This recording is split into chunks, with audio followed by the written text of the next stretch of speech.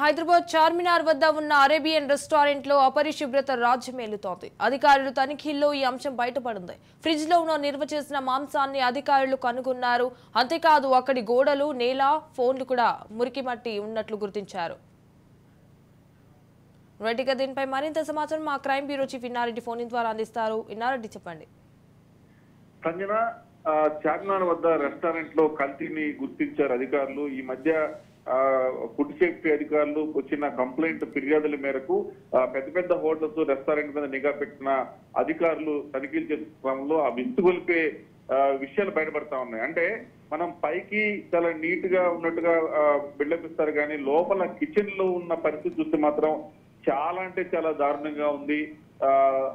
దీనికి సంబంధించి ఎలాంటి చేతి గ్లౌజులు కూడా పెట్టుకోకుండా వాళ్ళు ఫుడ్ సర్వ్ చేయడం, ఫుడ్ మిక్స్ చేయడం, ఇదే కాకుండా నాసిరకం ఫుడ్ ని కూడా దాన్ని వేడి చేసి సర్వ్ చేస్తున్న పరిస్థితి ఉంది. ఇదే కాకుండా ఇక్కడ మొత్తం కూడా కిచెన్ అంతా చూస్తే గోడలంతా కూడా మురికి పట్టి గ్లౌజులు లేకుండా చాలా దారుణంగా ఉంది.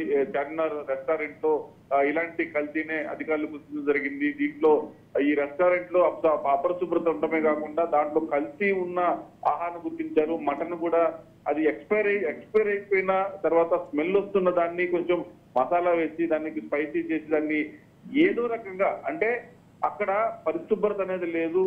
కల్తీ అనేదాన్ని దాన్ని కలిపి ఇష్టం వచ్చినట్టుగా వాళ్ళు ఫుడ్ సేఫ్టీ మెజర్మెంట్స్ తీసుకోకుండా నడిపిస్తా ఉన్నారు.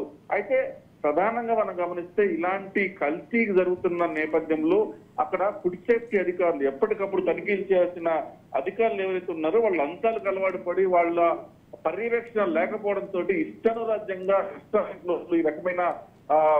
ఈ రకమైన దందాలు కొనసాగిస్తున్న పరిస్థితి. మొత్తం మీద ఈ చార్మినార్ ప్రాంతంలో రెస్టారెంట్ లో దాడి చేసినప్పుడు నిజంగా ఇలాంటి ఫుడ్ అనేది, అంటే ఒక రకం చెప్పాలంటే మనం మామూలుగా జనరల్ గా అంటారంటే కుక్కలు కూడా తినవేమని చెప్తాని, అలాంటి ఫుడ్ ను కూడా దాని స్పైసీలు దాని మీద ఆడవాడు అంకమ్మ దాన్ని తయారు చేసి కలర్ఫుల్ కలర్స్ వేసి దాన్ని ఫుడ్ సర్వ్ చేస్తారంటే అంటే డబ్బుల కోసం ప్రజల ప్రాణాలతోటి ఏ రకంగా చెలగడమాడుతున్నారో ఈ రెస్టారెంట్ ఉన్న పరిస్థితి మనకు అర్థమవుతోంది.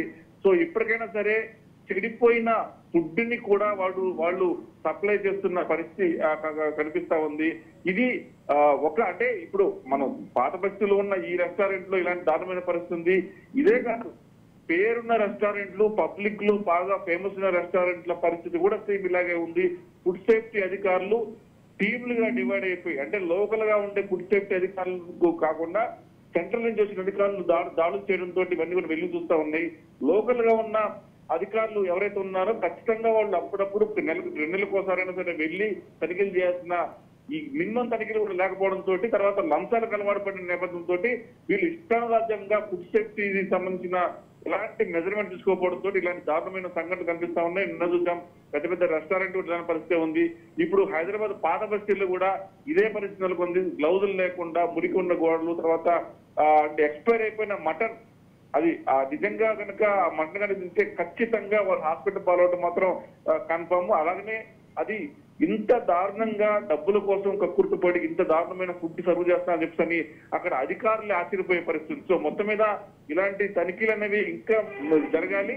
ఇప్పుడు రెస్టారెంట్ లో ఇలాంటి దారుణాలు చోటు చేస్తున్నాయి కాబట్టి అవసరమైతే హోటల్ సీజ్ చేయటము, తర్వాత వాళ్ళ మీద క్రిమినల్ కేసులు కూడా పెట్టారంటే ఇది ప్రాణాలు తిరగడమాడుతున్న పరిస్థితి. కాబట్టి ఇప్పుడు అధికారులు నామకే వస్తే కేసులు పెట్టడం, మళ్ళీ దాన్ని క్లీన్ చేసి నీట్ గా నడుస్తామని చెప్పి అంటాం, మళ్ళీ వాళ్ళు యథావిధిగా కొనసాగుతారు. ఇదంతా కూడా ఒక రొటీన్ ప్రాసెస్ నడుస్తుంది. కానీ ఎవరి మీద కూడా సరైన కఠిన చర్యలు లేకపోవడం వల్లనే తిరిగి మళ్ళీ ఇలాంటి దారుణాలు చోటు చేసుకున్నాయి. కాబట్టి ఇప్పటికైనా సరే ఫుడ్ సేఫ్టీ అధికారులు వాళ్ళ మీద కేసు నమోదు చేయాలి. తర్వాత ఇలాంటి రెస్టారెంట్ ఎవరైతే ఉన్నారో ఖచ్చితంగా వాళ్ళ మీద కేసు నమోదు చేసి మళ్ళీ ఇలాంటి దారుణాలు చోటు చేసుకుండా ఎప్పటికప్పుడు పర్యవేక్షణ ఉండాలని చెప్పని కూడా స్థానికులు కోరుతున్న పరిస్థితి మనం చూస్తా ఉన్నాం. Sanjana, right, thank you for the updates Inna Reddy. एक मिनट